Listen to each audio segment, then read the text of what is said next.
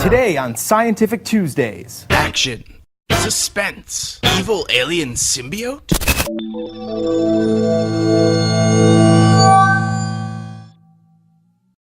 Today we're going to look at 4 different demonstrations involving ferrofluid in powerful neodymium magnets. Ferrofluid is a liquid that reacts to a magnetic field. It's usually made up of a mixture of oil and tiny iron particles. Most people don't realize that we actually use ferrofluids every day. You'll find them in speakers, motors, even hard drives. But the real fun comes when you get a bottle of the stuff. For the first demonstration, let's try dripping some ferrofluid onto a magnetized bolt. Then we'll observe the results. Let's go. Okay, so why do we call it a ferrofluid? Well, it's because it's a ferrous metal. Ferrous meaning iron. If you take a look on the periodic table, the symbol for iron is Fe. Thus comes the word ferrous for the symbol Fe. I've placed the neodymium magnet on the base of the screw. The magnetic force of this magnet is being transferred and carried through the steel in the bolt so that it acts like an extension of the rare earth magnet. Now obviously, the closer the fluid gets to the magnet, the stronger the force becomes. When the ferrofluid is poured onto this large bolt, we see it travel down the treads. Ferrofluid will naturally align itself to the magnetic fields of whatever object it comes in contact with. When you look at the periodic table, you can see that the materials that are in a column have similar properties. For example, take a look at 29, 47, and 79. These are copper, silver, and gold. To keep it simple, they are all soft metals and sit in the same column. But I definitely don't want to blind you with science. Let's finish up this experiment, and I'll give you some more of the details a little bit later. Now let's see how a neodymium magnet affects ferrofluid when it's suspended in water. I'm going to start by pouring the ferrofluid into the water.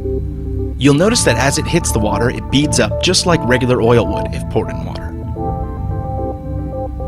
But when I place the neodymium magnet to the side of the jar, it's going to instantly attract all the ferrofluid within range.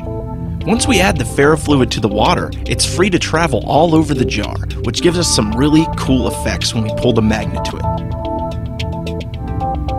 For some reason, this makes me think of Spider-Man. Not sure why. Now, I was mentioning the periodic table of the elements before. The bottom 2 rows of the periodic table consist of rare earth metals. We actually find that neodymium is labeled number 60 and falls into those bottom 2 rows. This is why neodymium magnets are sometimes referred to as rare earth magnets. They get that name because they're made up of rare earth materials, as we've just seen here. Right now, they're the strongest permanent magnets in the world.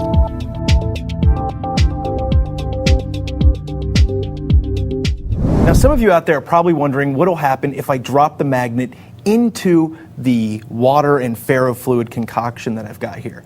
Well, let's find out together, shall we? Now when we drop the magnet into the jar, all of the ferrofluid on the bottom quickly surrounds the magnet itself, forming a big ball of oily goodness.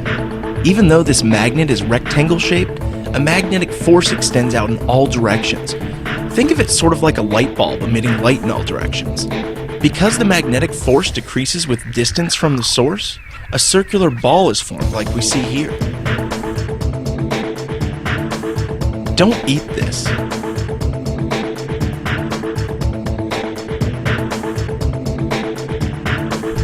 Let's try it again, but this time I'm going to drop it into plain ferrofluid without any water. I'll pour it onto this plate and we'll go to town. Now the first thing I'm going to do is pour out the ferrofluid onto the plate and make sure it's distributed evenly. When I drop the magnet onto the plate, it instantly forms a ball again, as you saw before. But you're probably wondering why spikes are forming. Well, think about it like this. Ferrofluid is basically thousands of tiny iron particles floating around in oil. Those particles line up with points where the magnetic field is strong and attempt to fully align with the field itself. When that happens, we see spikes because the surface tension from the oil puts a limit on how far they can go. Now you probably noticed that at the center of the ball, there are no spikes. This is a combination of both surface tension and the magnetic lines coming from each pole within the magnet. There's more force on each end of the magnet, So in the center, the magnetic field does not push out as far, forming an almost flat area. And just as a little bonus for sticking around so long, I'm going to actually drink some ferrofluid and see what happens. Idiot. Remember, if you drink this stuff, it's probably going to cause encopresis, which regardless of how cool that sounds, it's not a superpower. It might also kill you. Anyways, see you next time.